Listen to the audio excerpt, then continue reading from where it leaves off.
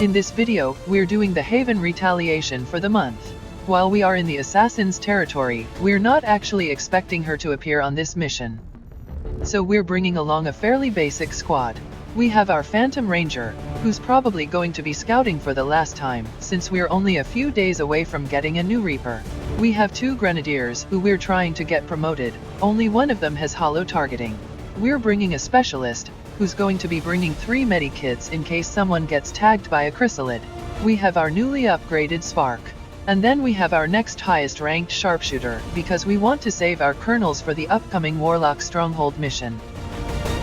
Obviously, the major difference is that we've now upgraded to powered armor. That's the Warden armor for our regular troops, giving them an extra point of armor and some more health. And then likewise the anodized chassis for our Spark, also giving them some extra armor and health. Also for the Spark, we've upgraded their weapon. Now they have the superior hair trigger, which is a 15% chance for an extra action, as well as the superior expanded magazine to allow them to shoot more often. We've also remembered to give our Phantom Ranger a superior speed PCS. It's a little bit late now, but speed is always useful on Rangers anyway. We then have the usual set of items. We have the typical Talon and blue screen rounds on our Ranger, Sharpshooter and Grenadier. We also have a set of battle scanners. This is just in case the assassin does decide to show up, but they're also useful for revealing buried Chrysalids. And then finally our Specialist has the triple medi kit as discussed previously, in case of Chrysalid poison, as well as the Mimic Beacon if we need a distraction.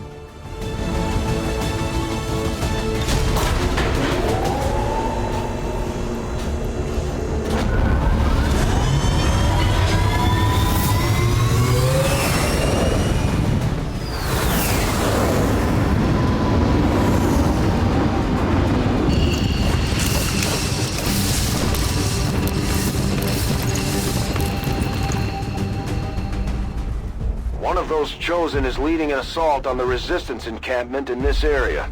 Our people are doing what they can to fight back, but we need to help protect the civilians trapped nearby. This is another Haven assault type mission. While Bradford does talk about the Chosen, it's not always guaranteed that they're going to be on this mission. It's just a set piece of dialogue for this mission type. We'll start as always by sending our Phantom Ranger out to scout ahead. We've also managed to get another Resistance fighter again for this mission.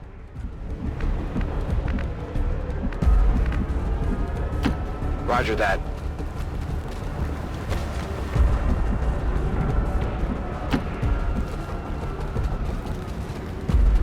No contacts yet. We'll need to keep overwatching as we approach, just in case one of the pods patrols into us. We can afford to take a few turns to move up cautiously. Moving to position.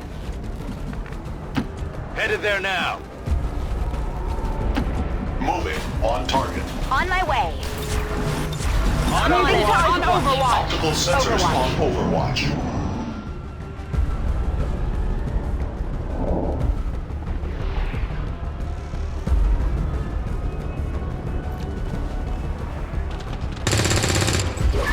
There's our first pod of Chrysalids.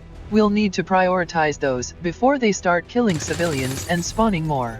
And it looks like the other one has a Spectre. We'll want to move in with our Ranger and get eyes on those Chrysalids. On my way.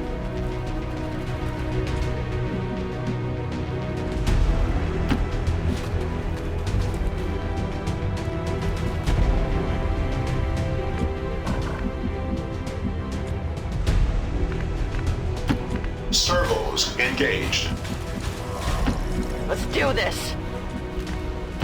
That's affirmative. Let's do this. Our Sharpshooter can see the Chrysalid, so we can keep her here on long watch. Heading out. Sensors at maximum range. Covering now.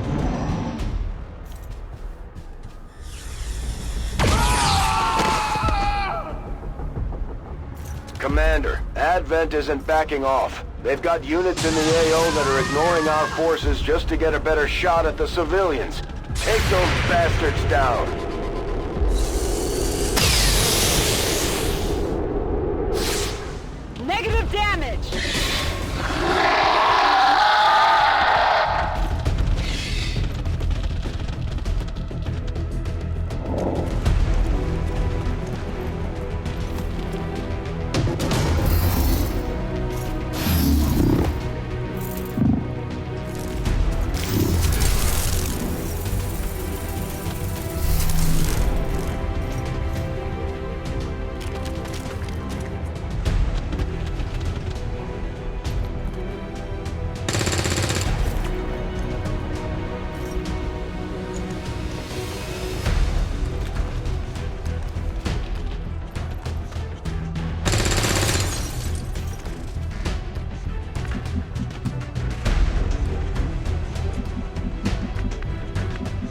We do have to be a little mindful of cover now, because the sectoid could take shots at us if we give it an easy flank.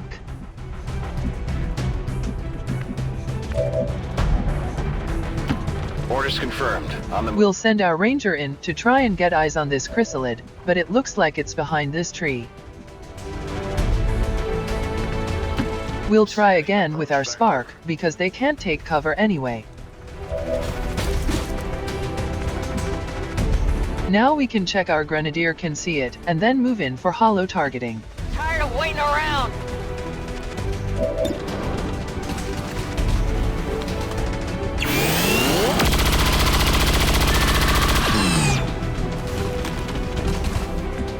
We can feed this kill to our other grenadier because he has a stock, but there isn't any cover where he can still see the Chryssalid. We'll see if we can kill the sectoid, as the Spectre should use Shadowbind or go for civilians. Enemy unit destroyed. Now our grenadier should be safe to go without cover. Orders confirmed. On the move.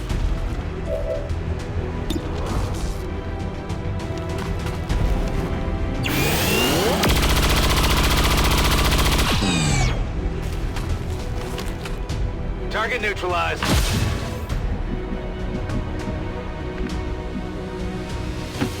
Finally. I'm going.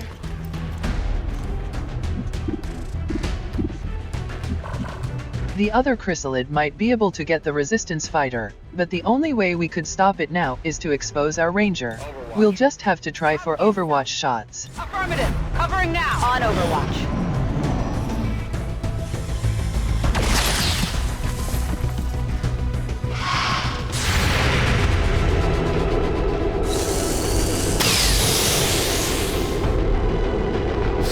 Not even close.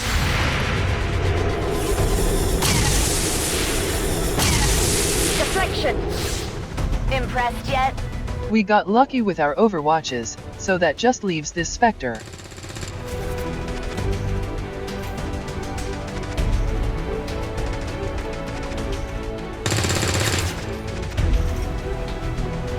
There's a large group of civilians pinned down within range of your position. Sensors indicate hostile forces are closing in fast. We need to get in there before the aliens slaughter those people. The Spectre only has 4 HP left, so we can guarantee the kill with a grenade. We could also do it with combat protocol, but we want the grenadier promotions, and we still have plenty of grenades. Boom!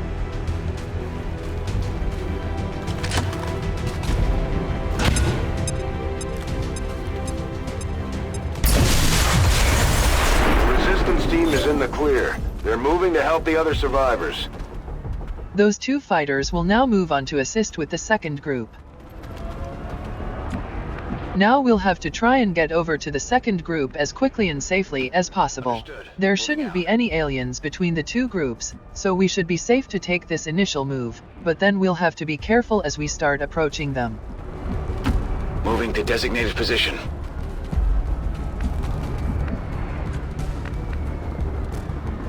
We've still got a way to go, so I think it's safe to dash. As long as everyone's in cover, they should go for the civilians instead. 10-4. Good to go. Will do.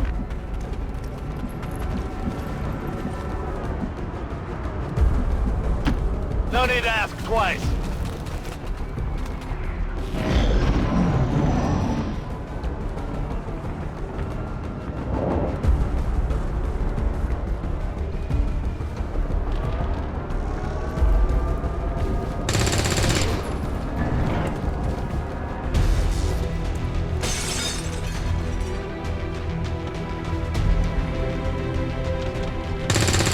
There's another pod of Chrysalids.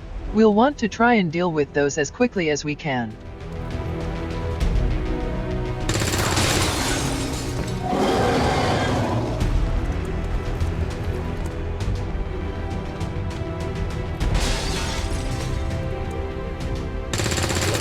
And there's another set of Chrysalids on the other side.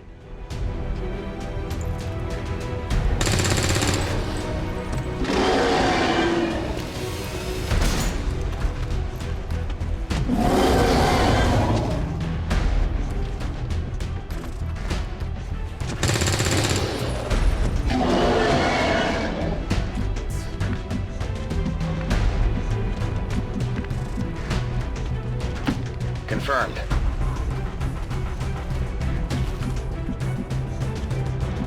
It looks like the civilians are on the second floor, which could be awkward for us to get to.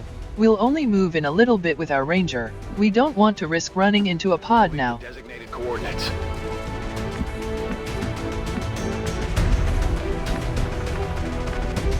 We'll put our spark here so they can see in through the window. And then we'll bring the rest of our group up to try and get in position before the Chryssalids arrive. Running. Will do. I'm all over it. On it. Overwatch mode active.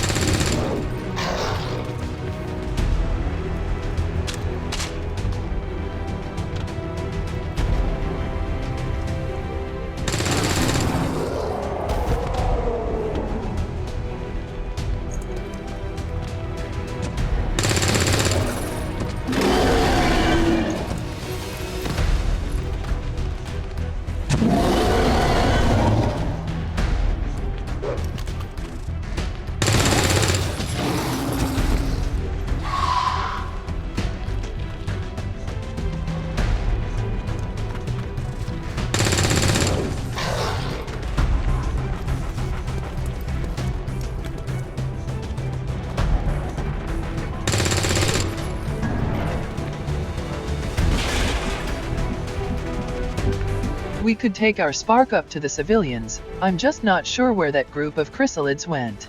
They can jump up floors, so they might be up there with them. I'm just using my ranger to try and see if we can find the tiles they're occupying.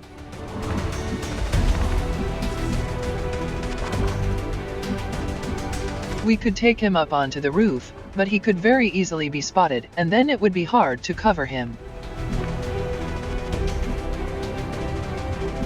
We'll check the ground floor first, and if they're not here, then we'll assume they're upstairs.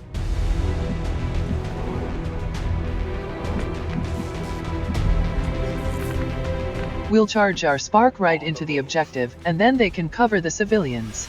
We can throw a mimic beacon up if necessary.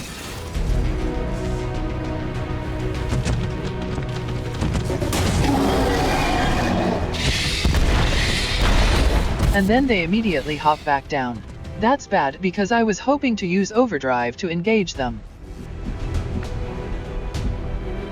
We can throw out the mimic beacon to try and keep the Chryssalids from going after the resistance members.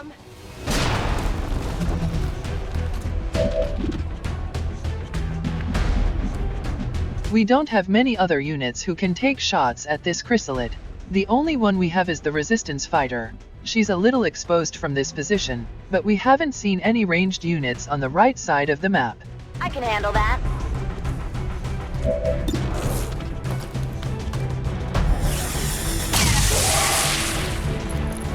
Not good.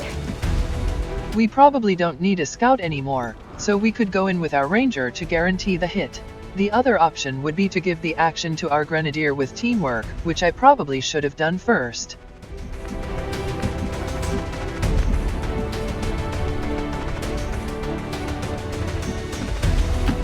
No need to ask twice. I've managed to confuse the game here. We stopped her character model while she was mid-run, so she looks like she's behind these tires when she's actually inside next to the resistance fighter. You can tell because of the green teamwork square on the tile.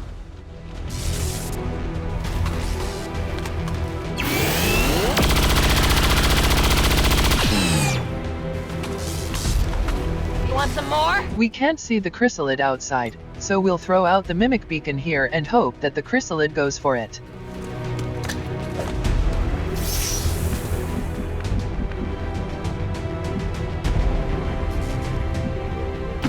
On the move! Overwatch.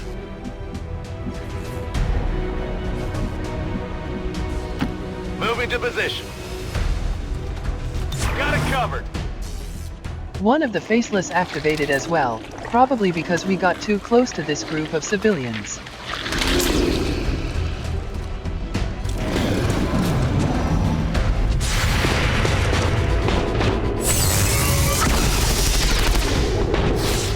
We killed the Berserker, but that activates the remaining Chrysalids, so now there's a total of 3 active ones.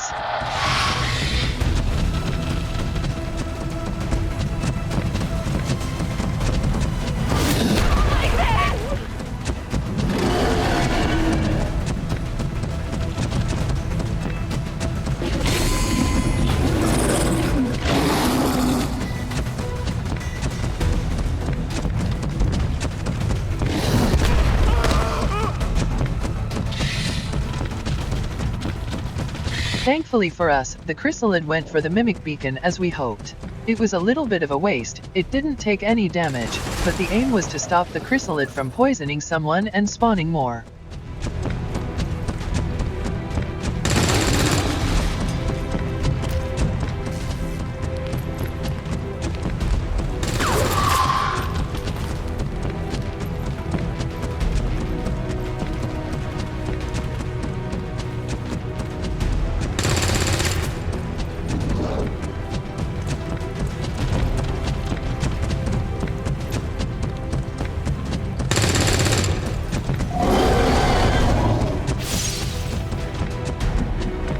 We definitely want to prioritize the Chrysalids first. We'll start with our Grenadier again, and since she's not moving, we'll reload first. Remember, she's actually on this tile here.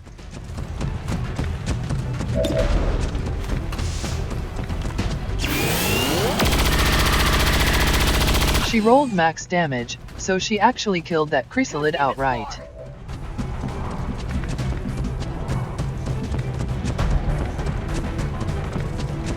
This was a mistake. The other pod is so far back that we can't actually see them from here.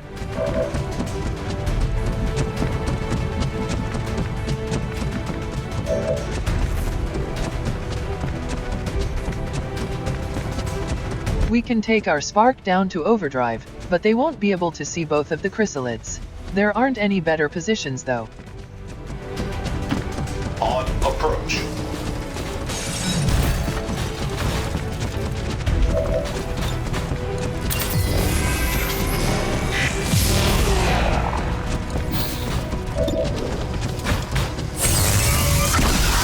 Another max damage roll. This is because of the cannon breakthrough we got earlier. They also procced their hair trigger, so now we can move next to the other Chrysalid for another shot. Movement engaged.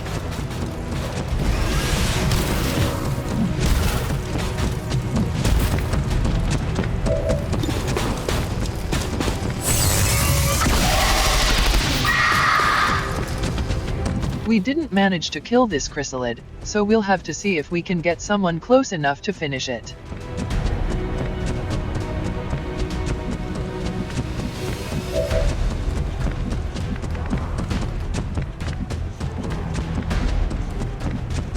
We can get line of sight with our specialist, so we can use combat protocol to guarantee the kill.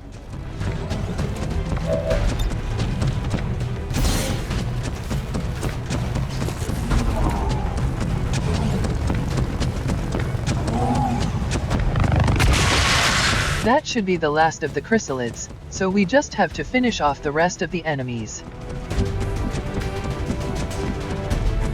Affirmative, covering now.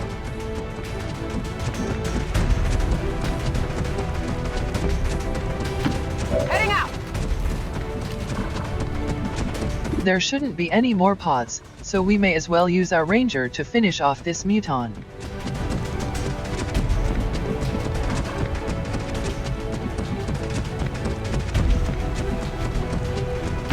Don't slow me down. They're onto me. We'll use the grenade to guarantee the kill.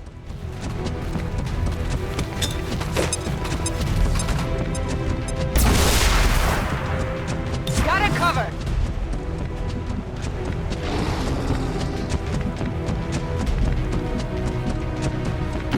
No problem, Bob. The game decided to eat our input, but that should be fine, because it's only melee enemies left.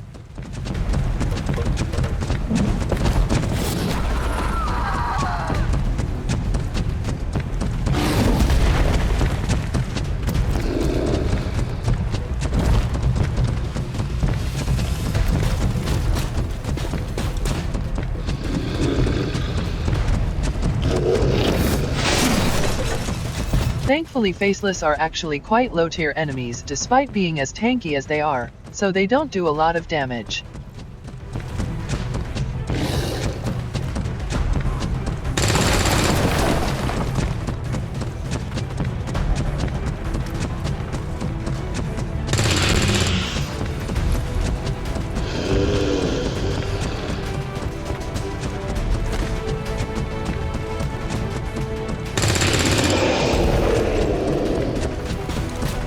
That should just leave the two berserkers.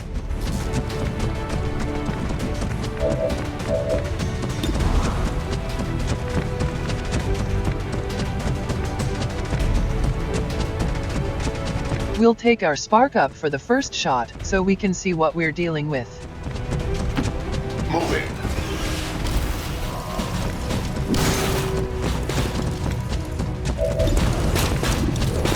The two berserkers are actually very close together. We could try for the rocket, that way we knock them both down to the floor below, but there are too many civilians close by.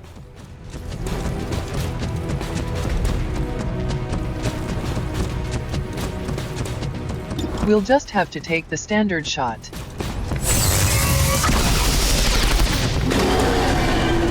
It's only got 3 HP left, so we can bring in our specialist again to guarantee the kill with combat protocol. Tired of waiting around.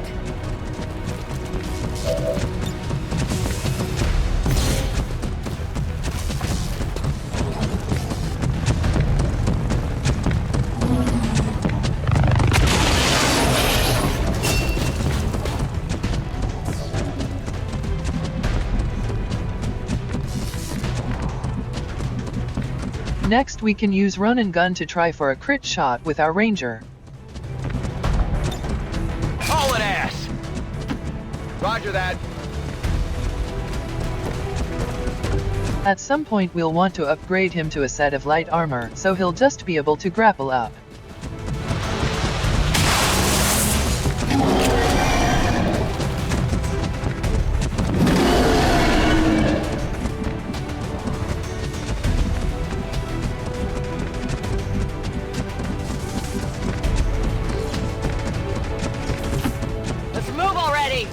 Then we'll bring our grenadier up to knock it down with a grenade, but due to her bond, she's actually got a 100% shot, so we may as well take it.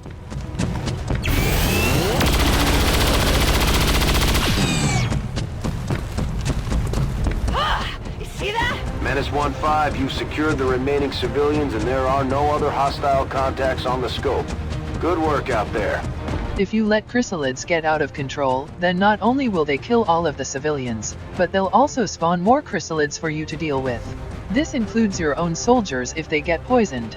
Of all the enemies that you want to be focusing on, especially on terror missions like these, you want to focus on the Chryssalids and get them out of the way as soon as possible.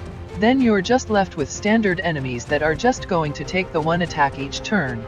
They're also not a particularly hard target, with a relatively low amount of HP, and only some defense and armor. I told the troops to expect the best, and that's what you've shown them, Commander. Well done. We've got a couple promotions. We'll start with the Grenadier, who just gets demolition as always. As for our specialist, the choice this rank is just really poor. Threat assessment allows you to use your aid protocol to give a free overwatch, so you can use it on yourself, or even another squad member, while still having an action to take a shot yourself, throw a mimic beacon, or any other action. It also still applies the defense buff. It's just a really good way of contributing some extra damage if you don't have to move. Compared to covering fire, which just lets your overwatches also react to enemy attacks.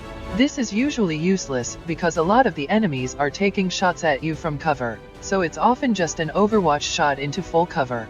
I always end up going with threat assessment. It's actually one of the few abilities in the game with a downside, in that it increases your aid protocol's cooldown.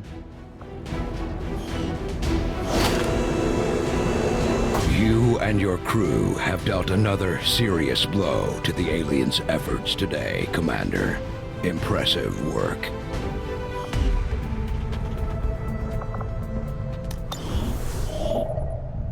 Resistance contacts could be useful. We'll finish getting our assorted loot first though. We've got 1 day until we get our new Reaper, and 3 days for the war suit. I will be upon you, Commander, and there will be no refuge for you and your irreverent armies. Advanced expanded magazines are good, but not at this stage in the game. We'll go for the resistance contacts. I'm not sure how many we're going to need, but more is always nice, and the alternatives are alloys, which we have enough of now. Avenger plotting new course.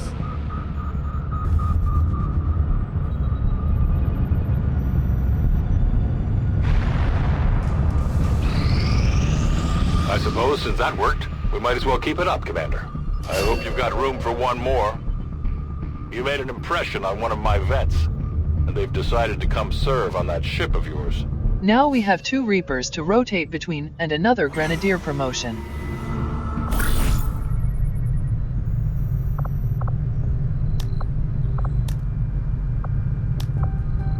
There aren't really any crucial covert actions right now. We could do fabricate PCS and try for superior perception.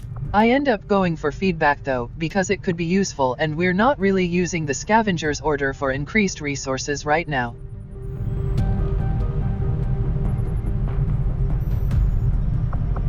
For will, I don't particularly care about will as a stat. It's only really useful if you have psionic units.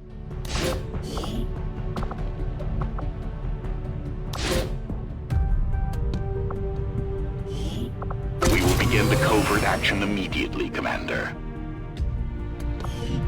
While we're here, we may as well go and level up these units.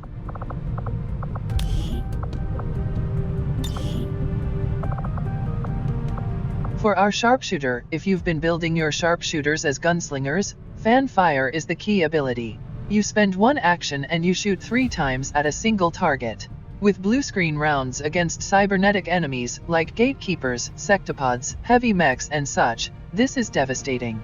You can take a lightning hands for your first shot, a standard shot for your second, and then use fan fire for a total of 25 extra blue screen damage. Serial is excellent, but it requires a kind of lateral thinking where you just have to set up a bunch of kills for your sharpshooter to get the shot on.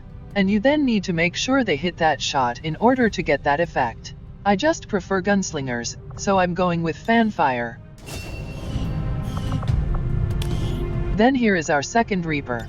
We're going to be speccing them very similarly to our first Reaper.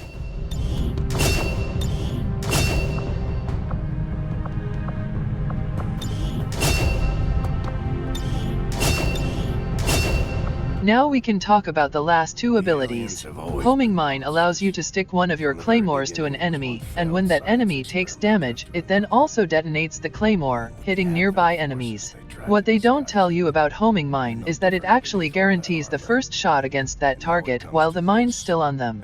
Even if you've got a 10% chance to hit, if they're stuck with a Homing Mine, that's a guaranteed hit.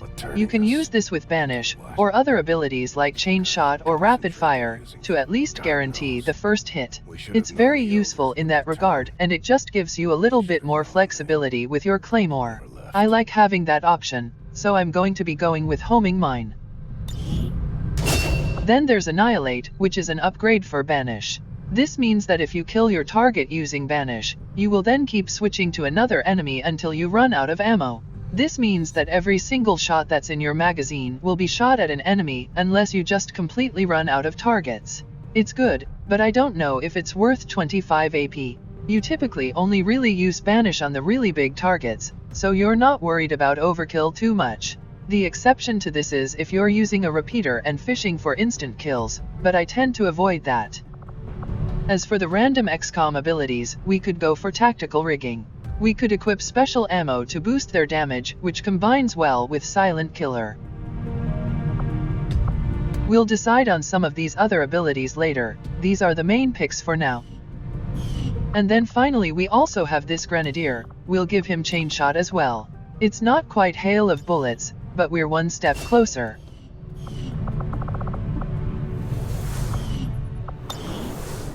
We're just going to scan until we get this war suit.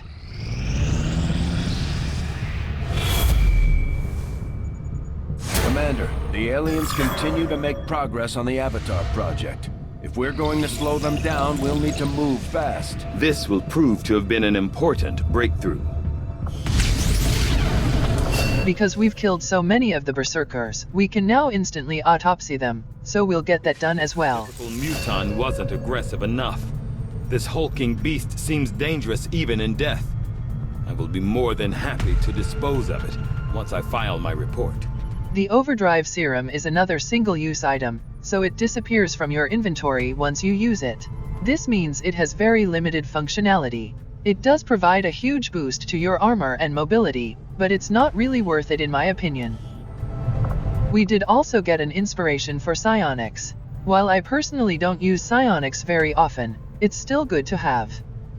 The science is eager to begin, Commander.